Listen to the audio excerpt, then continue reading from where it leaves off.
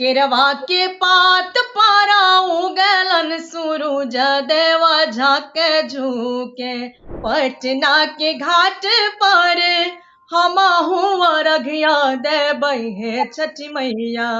जो बाल मेरा जो ऐसे आगे कटा हुआ है, मैं नथिया पहनती हूँ, तो बचपन से ही मेरा ऐसा रहा है। सच बताऊं तो मेरे पापा पापा ही बाल भी काट दिया करते थे। उम्र भर तड़पने का जरिया दे गया, हाय रे मेरी जान ले गया। तो इस वक्त है हमारे साथ, पहचान की मोहताज नहीं है और सबके दिलों पर आज भी राज करती हैं और आज भी लोग उनके गाने हर पार्टी, फंक्शन, शादी, त्योहारों में सुनते हैं। बहुत बहुत स्वागत है आपका देवी अमर उजाला के प्लेटफॉर्म पर।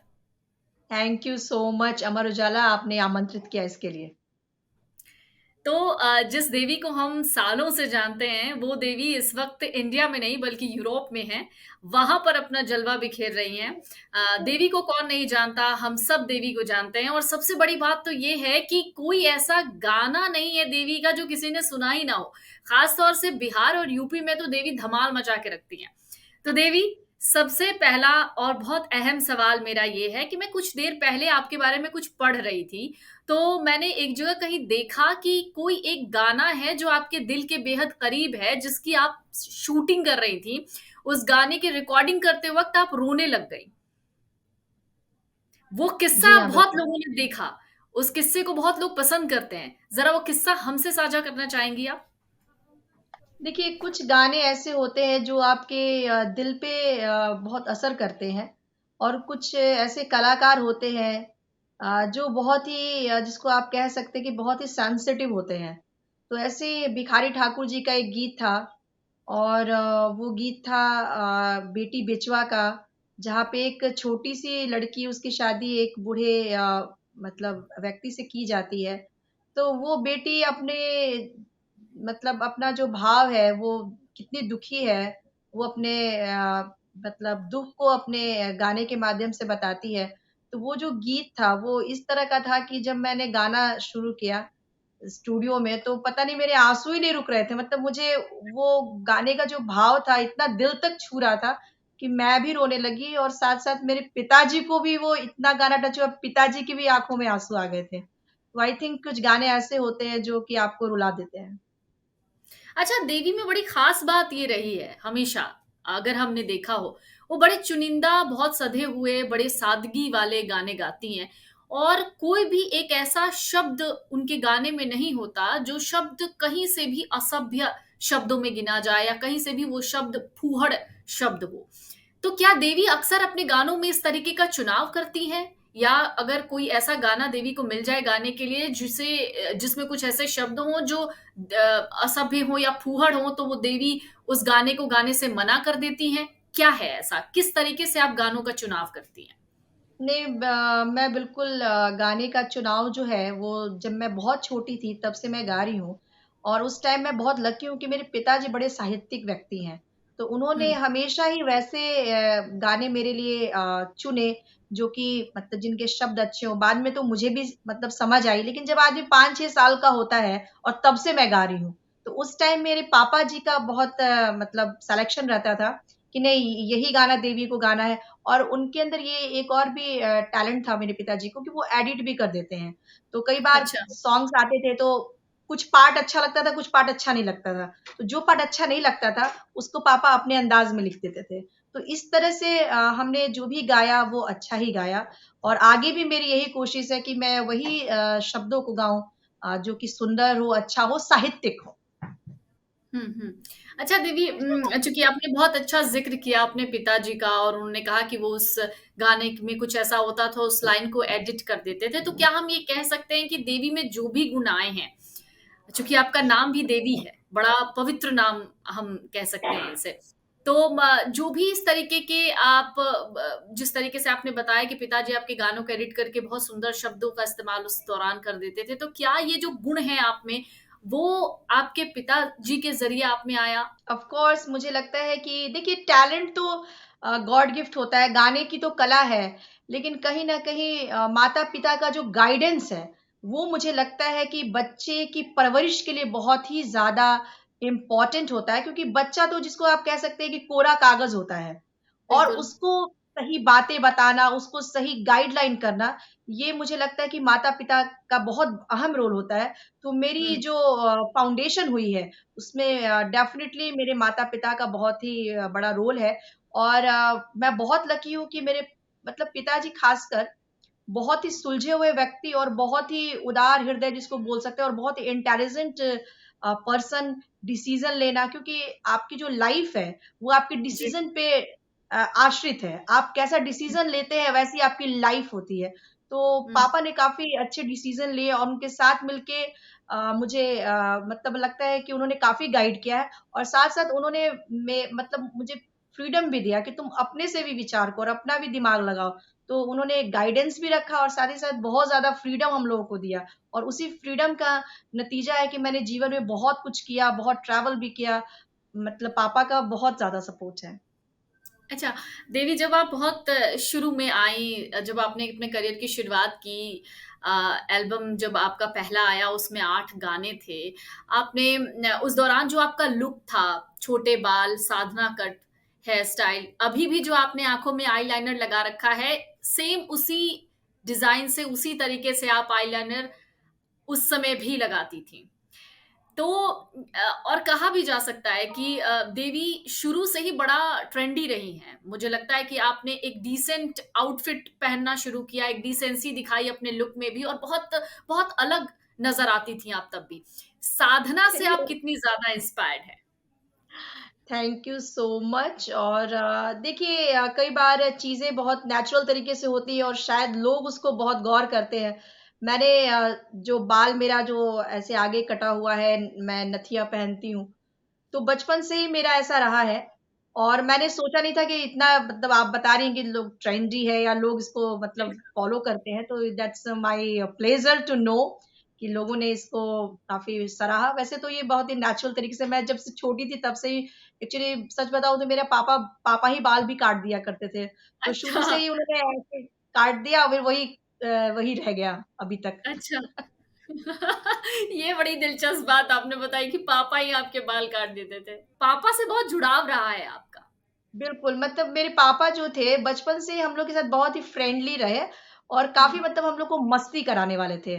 तो हुँ, उनके साथ हमारा रिश्ता कोई बाप-बेटी का नहीं है, बस हुँ, फ्रेंड्स का है। तो हम लोग को बहुत घुमाते-फिराते भी थे, कहीं ले जाते थे। फिर मेरे स्ट्रगल पीरियड भी मेरे साथ थे और कभी-कभी हम लोग को लगता था कि जैसे कि बहुत चीज़ें निराशात्मक लग रही हैं, चीज़ें नहीं वैसी हो पा रही जैसा हम चाहते हैं। तो पापा हम लोग को काफ़ी मतलब पुश करते थे नहीं बेटा मतलब he is very positive and जिसको बोल सकते हैं कि काफी जॉय देने वाले तो वैसे हुँ। रहे हैं।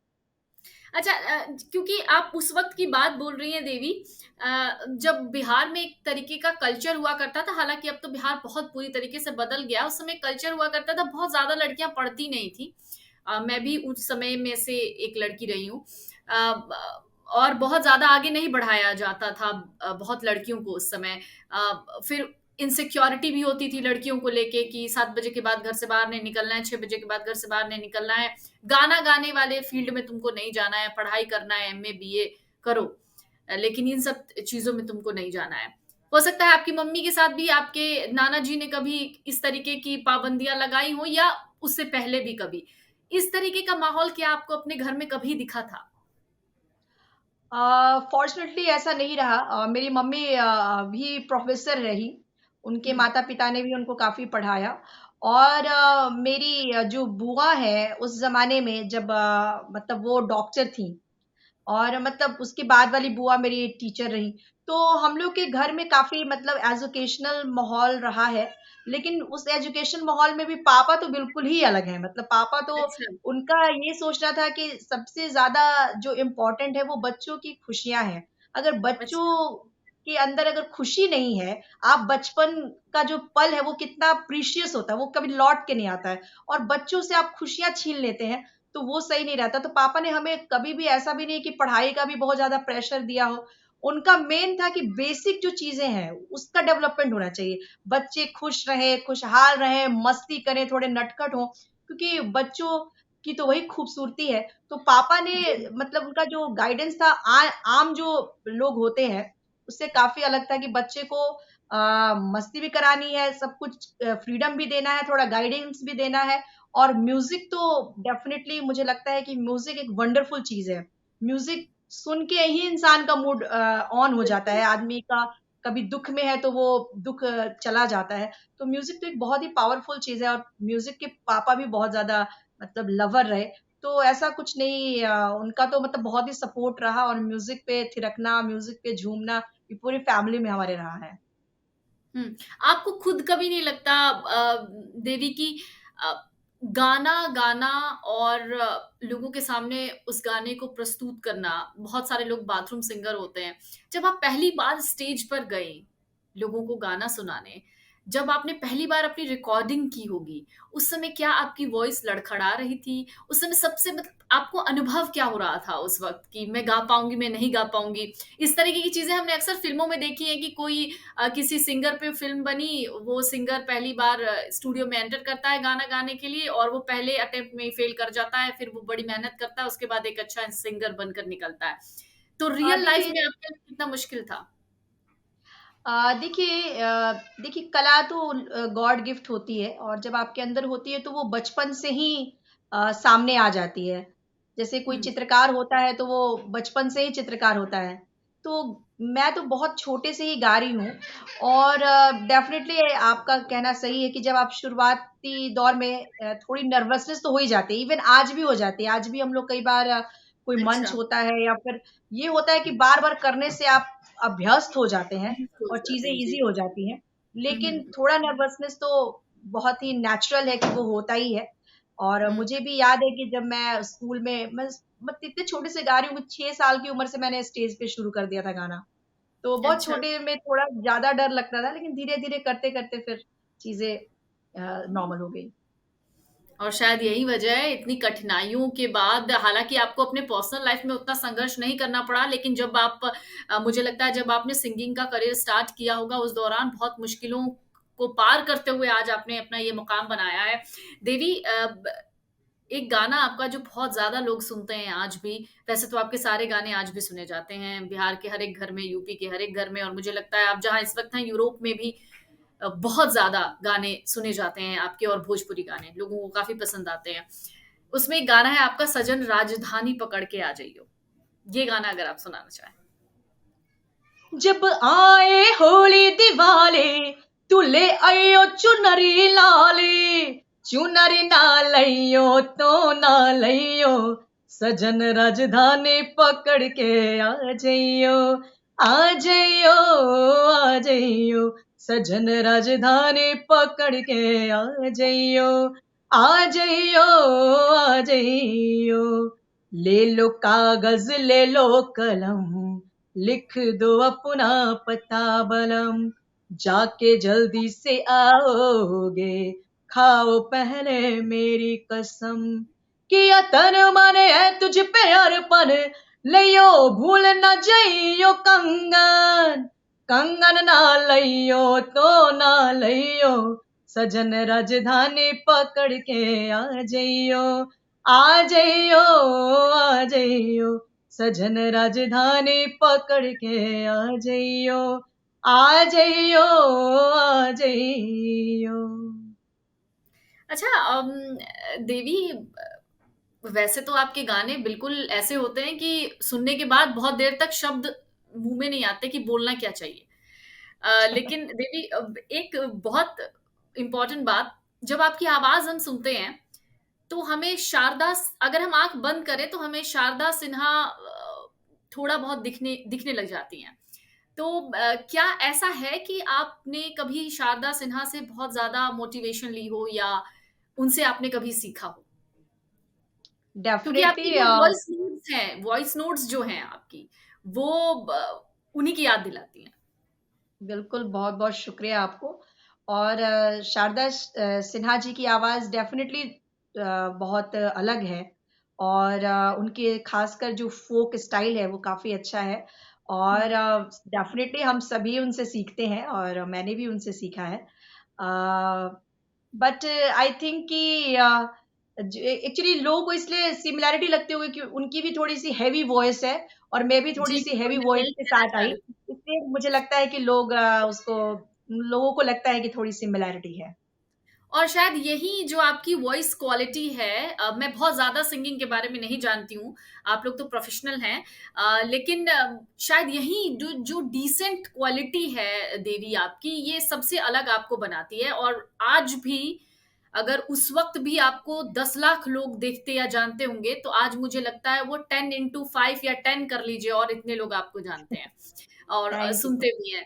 तो थैंक यू तो मुझे आपको बोलना चाहिए देवी कि आपने अपना कीमती वक़्त हमारे साथ साझा किया है। लेकिन देवी, चूँकि छठ का मौका है और लोग सबसे ज़्यादा नहाए-खाए के दिन से ही आपके गाने सुनना शुरू कर देते हैं, मोबाइल में भी वही लगा लेते हैं और आपके बहुत सारे गाने सर्च करते हैं, क्योंकि आपके गानों की जो शुरुआत है वही लोगों को बहुत ज़्यादा अच्छी लगती है, चाहे वो केरवा के पात हो या फिर कई और गाने हैं आपके। कोई एक गाना छठ का जो आपके घर में बजता हो और जिसे आप छठ के वक़्त लगा के सुन लेती हो कि ये वाला गाना मैं अपना सुनूँगी छठ के दिन?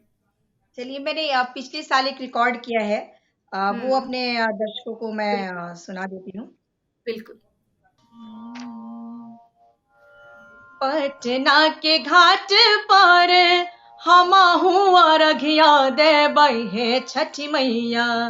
पटना के घाट पर हमहू अरघिया देबै हे छठी मैया। हम ना जाइब दोसर घाट देखब हे छठी मैया। हम ना जाइब दोसर घाट देखब हे छठी मैया। फूल ले ले खाड़ बाड़े मलिया मलनिया देखब हे छठी मैया। फूल ले ले खाड़ बाड़े मलिया मलनिया देखब हे छठी मैया। ओहे फूले गो ओहे फूले मलवा गुथाई देखब हे छठी मैया। ओहे फूले हरवा गुथाई देखब हे छठी मैया। पटना के घाट पर हमहू अरघिया देबै हे छठी मैया। पटना के घाट पर हमहू अरघिया देबै हे छठी मैया। हम ना जाइब दोसर घाट देखब हे छठी मैया। हम ना जाइब दोसर घाट देखब हे छठी मैया। वाह, वाह, वाह! बस इसी आवाज़ का इंतज़ार सबको रहता है और उम्मीद करते हैं देवी कि आने वाले दिनों में आपके और बहुत सारे गाने हमको सुनने के लिए मिले, क्योंकि हम आपका लाइव कंसर्ट तो देख ही लेते हैं, लेकिन हम नए एल्बम्स का बहुत बेसब्री से इंतज़ार कर रहे हैं आपका देवी, और पूरा बिहार, पूरा उत्तर प्रदेश आपके नए एल्बम का इंतज़ार कर रहा है। लेकिन देवी, एक बड़ा दिलचस्प और अहम सवाल मैं आपसे जानना चाहूँगी। आप हिंदी गाने भी गाती हैं, मैंने 1-2 वीडियोज़ में देखे हैं। तो एक कोई हिंदी गाना जो आपको जो आपका गाना हो, जिसे मतलब आप भी पसंद करती हैं, आपके जान-पहचान के सारे लोग पसंद करते हैं, वो एक गाना हिंदी, क्योंकि देवी को बहुत कम हिंदी गाना गाते हुए देखा गया है या सुना गया है। हाँ, देखिए एक्चुअली मैं जब गाना मैंने जब स्टार्ट किया था बचपन में, तो मैंने हिंदी गाने से स्टार्ट किया था। लेकिन अच्छा। उसके बाद जब मेरा भोजपुरी गाना आया और वो इतना ज़्यादा हिट हुआ कि फिर भोजपुरी मैंने बहुत सारे गाने गाए।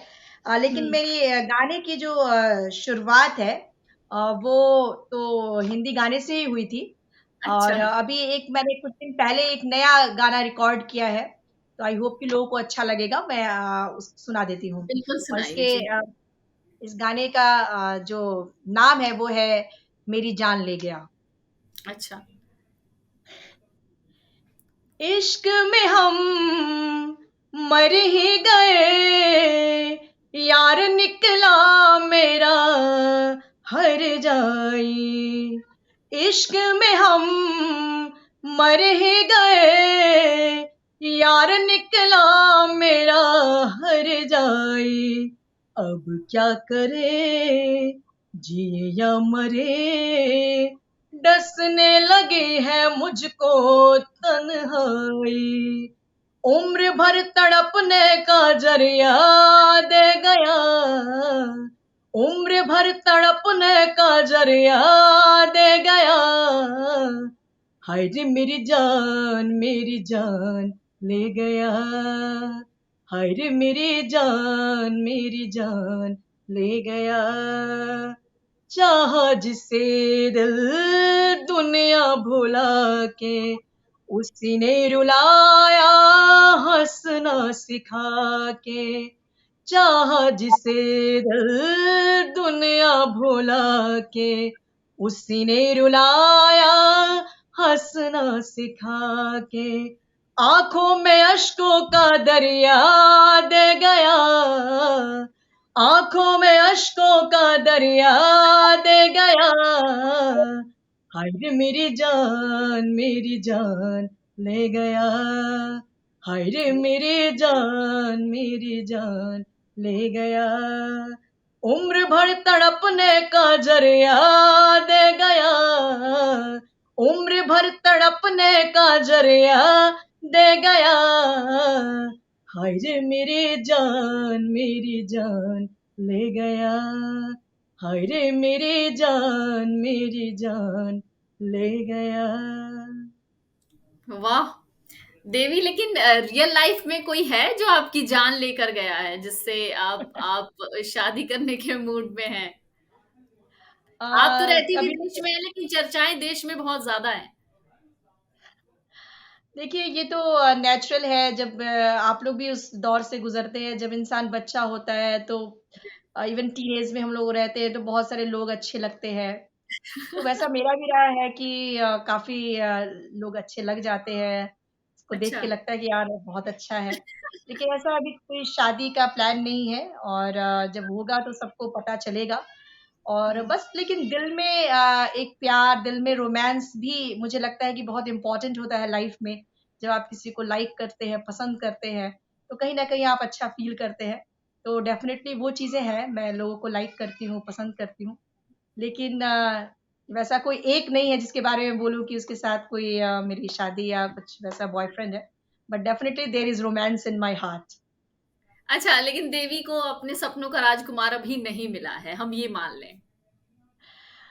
राजकुमार क्या होता है, मतलब लोग अच्छे लगते हैं। आपके अंदर जब प्यार होता है तो आप प्यार लोगों पे निछावर करते हैं, तो डेफिनेटली लोग मिलते हैं। लेकिन हाँ, ये वो शादी वाला कोई वैसा सीन नहीं है, बट डेफिनेटली लोग मिलते हैं जो अच्छे लगते हैं। बस इतना ही घर है। से मम्मी-पापा नहीं कहते कि बहुत समय हो गया है, अब तो शादी कलब अभी? नहीं, ऐसा कुछ नहीं है। मैंने आपको पापा के बारे में बताया, तो काफी ओपन माइंडेड है, काफी उनको बस इतनी ही चिंता रहती है कि देवी की लाइफ अच्छी हो। लाइफ में जो चीजें, हेल्थ अच्छा होना चाहिए, वो बहुत इंपॉर्टेंट, उस पे हमेशा गाइड करते हैं कि भाई हेल्थ अच्छा रखो, और अच्छे हुँ। मित्रों के साथ रहो, अच्छी किताबें पढ़ो, ज्ञान बढ़ाओ। ये सारी बातें पापा बताते हैं, लेकिन शादी के लिए कोई प्रेशर नहीं देते हैं। और उनका वो भी काफी मतलब बिंदास है। हुँ, हुँ। अच्छा, देवी स्टाइल में कितना बिलीव करती हूँ? क्योंकि जैसे मैंने इस इंटरव्यू में एकदम स्टार्टिंग में ही बोला था, पूछा था आपसे कि आपकी एक बड़ी डिसेंट स्टाइल है, जिसको बहुत सारे लोग फॉलो करते हैं। एक वो देवी जो नथिया पहनती थी, आज दूसरी देवी जो बुल्की बुल्की बोलते हैं इसको? हाँ, हाँ, बुल्की या शायद। बुलाकी कुछ ऐसे ही बोलते हैं, हाँ, वो पहनती हैं। तो मुझे लगता है देवी स्टाइल बहुत ज़्यादा पसंद करती हैं और हमेशा कुछ डिसेंट और दुनिया से हटके करने की कोशिश करती हैं। क्या मैं सही कह रही हूँ? अब पता नहीं, इतना तो मैंने अपने ऊपर गौर नहीं किया है, लेकिन हाँ, कभी-कभी थोड़ा-सा मुझे अच्छा लगता है। कभी-कभी मेकअप भी करती हूँ मैं, आई जो मेकअप है वो करती हूँ, कभी कुछ स्टाइल करती हूँ। लेकिन उतना भी ज़्यादा नहीं है, बट ये अच्छी बात है कि लोग इतना गौर करते हैं, लोगों को अच्छा लगता है। That's that's the main thing. नहीं, आप स्टाइल आइकॉन हैं भी। कई लड़कियाँ, मैं अगर बहुत पहले अपने ज़माने की जाके बात करूँ तो उस समय भी बहुत लड़कियाँ आपको फ़ॉलो करती थी। हम स्कूल में भी आपके बारे में बहुत सारी बातें किया करते थे। तो ख़ैर ये तो मेरा उस सौभाग्य है। नहीं, तो वो तो है कि आप स्टाइल आइकॉन तो हैं, क्योंकि बिहार से एक छपरा से आई हुई एक रिनाउंड एक प्रसिद्ध सिंगर, वो भी लड़की, वो अलग-अलग तरीके के स्टाइल फ़ॉलो करती हैं और लोग उनको फ़ॉलो करते हैं, ये बहुत बड़ी बात है। सोशल मीडिया पर आप कितना एक्टिव रहती हैं देवी? हाँ, आजकल तो ज़माना सोशल मीडिया का है, और मैं सोशल मीडिया पे भी रहती हूँ। जब कभी मुझे लगता है कुछ चीज़ें लोगों को दिखानी चाहिए, शेयर करनी चाहिए अपनी, तो वो भी मैं शेयर करती हूँ। लेकिन बहुत ज़्यादा एक्टिव नहीं रह पाती हूँ क्योंकि मुझे लगता है कि कुछ अदर चीज़ें भी हैं जिसको करनी करनी है, तो उसमें भी थोड़ा टाइम देना पड़ता है। हाँ, लेकिन मैं जुड़ी रहती हूँ जितना नॉर्मली जितना रिलैक्स वे में हो पाए, बहुत ज़्यादा भी नहीं हूँ। हाँ, लेकिन कभी-कभी मैं जुड़ती हूँ लोगों से और जो चीज़ें अच्छी हैं उसको लोगों के साथ साझा करती हूँ। अच्छा, हम सबके दिमाग में एक सवाल रहता है और हम सब यही सोचते हैं कि जो जितना बड़ा आदमी घर का वो काम करता ही नहीं होगा। हम आपके बारे में भी यही सोचते हैं कि आप एक फेमस सिंगर, आपको हर कोई जानता है, तो आप घर में खाना नहीं बनाती होंगी। खाना नहीं, ऐसा बनाती हैं नहीं। आप घर में? बिल्कुल खाना बनाते हैं और हर काम करते हैं और हाँ, मुझे लगता है कि आपको हर काम आना चाहिए, तब आपकी लाइफ अच्छा, ज़्यादा अच्छी होती है। बिल्कुल, और बिल्कुल कई सही। बार मैं बताऊँ कि इंडिया में तो आपको बहुत सारे हेल्पर्स भी मिल जाते हैं, हुँ, लेकिन अगर आप बहुत सारा ऐसा कंट्री है, जहाँ आपको हुँ, कोई हेल्पर नहीं मिलता है, आपको क्लीनिंग, आपको बर्तन साफ करना, सब कुछ खुद ही करना पड़ता है। हाँ, लेकिन अच्छा, ये है कि यहाँ पे थोड़ी टेक्नोलॉज़ी हाई रहती है, तो बर्तन साफ करने के लिए मशीनें होती है, वहाँ पे आप डाल सकते हैं। अब तो इंडिया में भी काफ़ी आ गया है। हुँ, लेकिन काम सब आना चाहिए और मुझे सब काम आता है और मतलब खाना बना लेती हूँ। वो साफ-सफाई में मैं उतनी एक्सपर्ट नहीं हूँ, मेरी सिस्टर ज़्यादा एक्सपर्ट है, लेकिन मुझे अच्छा, खाना बनाने में रुचि है, मैं बना लेती हूँ और इसलिए तो यहाँ पे जब मैं आई हुई हूँ, तो मेरी सिस्टर भी काफ़ी खुश है। मिन्स्क में मैं हूँ अभी बेलारूस, तो अच्छा, यहाँ पे मुझे क्योंकि खाना बनाने आता है, मेरी सिस्टर को ज़्यादा नहीं आता है। तो मैं अच्छा। आई हूँ, तो मैं मसाले-वसाले लेके आई हूँ, तो मैं कुछ इंडियन खाना बनाती हूँ, खिचड़ी बनाती हूँ, कभी कुछ बनाती हूँ, तो उसको भी बहुत मज़ा आता है। वाह! तो एक एक और आपका एंगल लाइफ़ का पता चला हमको कि आप बहुत अच्छा गाना ही नहीं गाती हैं, बल्कि आप बहुत अच्छा खाना भी बनाती हैं। तो आप सर्वगुण संपन्न हैं। जैसा नाम है आपका, बिल्कुल आप रियल लाइफ़ में वैसी ही हैं। शायद तभी कहा जाता है कि जैसा नाम होता है, इंसान का चरित्र या इंसान बिल्कुल वैसा ही हो जाता है और आप बहुत जी। अच्छा एग्ज़ाम्पल हैं इसका देवी। एक आखिरी सवाल सवाल नहीं है, दरअसल एक गुज़ारिश है आपसे कि एक बहुत बढ़िया चूँकि छठ का वक़्त चल रहा है, इससे पहले आपने बहुत अच्छा गाना सुनाया एक छठ पे गीत।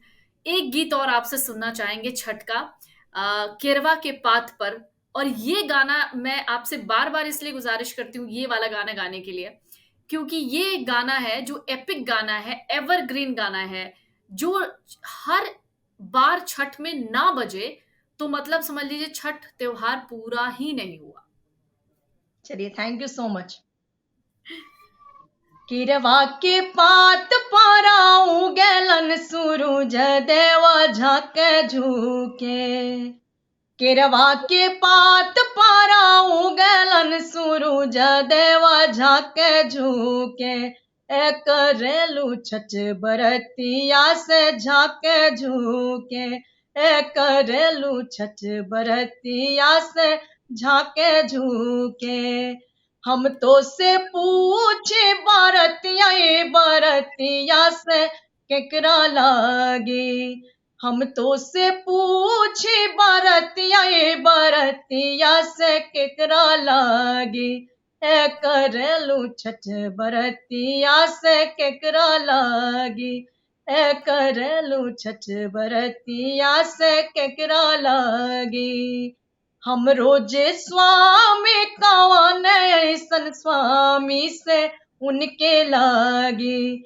हम रोजे स्वामी कवन ऐसन स्वामी से उनके लागी। ए करनी छठ बरतिया से उनके लागी। ए करनी छठ बरतिया से उनके लागी। ए करनी छठ बरतिया से उनके लागी। बड़ी ख़ास बात है कि जब आप गाना गाती हैं, तो सिर्फ़ आपके होठ नहीं हिलते, आपकी आँखें भी बोलती हैं, आपकी आँखें भी गाती हैं और ये बहुत बड़ी बात है क्योंकि वो इमोशंस आपके चेहरे पर बहुत बहुत आसानी से देखे जा सकते हैं जब आप गाने का एक-एक बोल बोलने की कोशिश करती हैं। अ, एक आखिरी सवाल, बिहार के लोगों से, उत्तर प्रदेश के लोगों से क्या कहना चाहेंगी? ख़ास करके उन युवाओं से जो चाहते हैं कि वो भोजपुरी इंडस्ट्री में कदम रखें या वो एक अच्छा सिंगर बने आपकी तरह?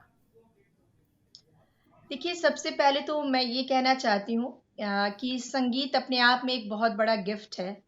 आप अच्छा संगीत सुनना भी एक बड़ी बात होती है। जब अच्छा संगीत सुनते हैं तो आपकी लाइफ अच्छी होती है, एनहांस होती है, आप अच्छा सोच पाते हैं। तो वैसे कलाकारों को सुनना भी चाहिए जो कि बहुत दिग्गज हैं। जैसे बहुत सारे ऐसे क्लासिकल सिंगर्स हैं, बांसुरी वादक हैं, सितार वादक हैं, उनको भी सुनना चाहिए क्योंकि कई बार आज के युवा जो हैं वो क्लासिकल म्यूजिक को नहीं सुन रहे हैं, फोक म्यूजिक को नहीं ज्यादा सुन पा रहे हैं। लेकिन जो हमारा फोक संगीत है या फिर क्लासिकल म्यूजिक, ये मैं बताऊंगी कि ये इंडिया का धरोहर है और इसे हमें जी। डेफिनेटली संभाल के रखना है। तो अच्छे सिंगर्स को सुनना भी चाहिए।